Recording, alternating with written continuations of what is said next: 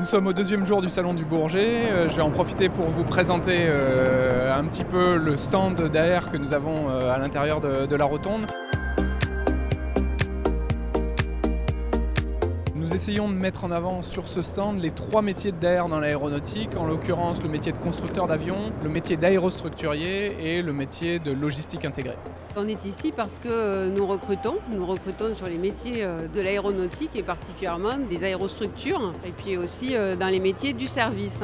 Et donc c'est pour cela que nous sommes là et prêts à recevoir les candidats, apprentis, stagiaires ou qui cherchent un emploi. Dans les métiers de l'industrie, on recherche sur toute la chaîne de la conception à la fabrication, donc aussi bien en bureau d'études que dans nos usines de production, des métiers d'ingénieurs mais aussi de techniciens et des compagnons.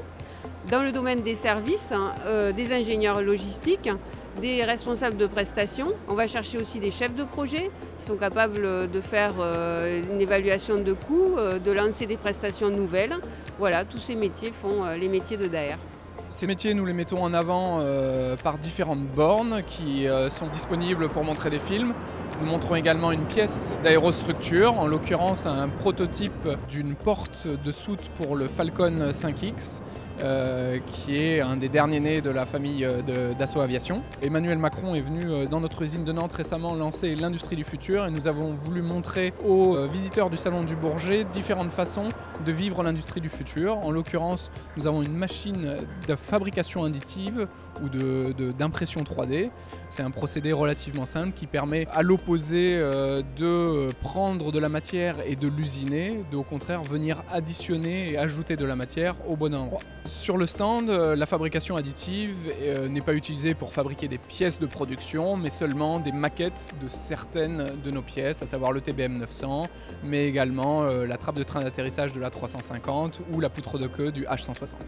Et également un stand de réalité virtuelle qui nous permet de montrer différents scénarios de la façon dont la réalité virtuelle est utilisée à la fois dans la conception et la fabrication de certains produits. Nous avons également une partie privative sur ce stand avec des salles de réunion pour pouvoir organiser des rendez-vous d'affaires et recevoir nos clients et nos partenaires dans les meilleures conditions. Ce stand, nous l'avons conçu pour être relativement épuré, pour mettre en avant à la fois les nouvelles technologies, donc beaucoup d'utilisation d'écrans vidéo pour mettre en avant les films, et également pour être en avant la nouvelle marque et la nouvelle identité de marque et le nouveau logo d'AR que nous avons développé il y a quelques mois.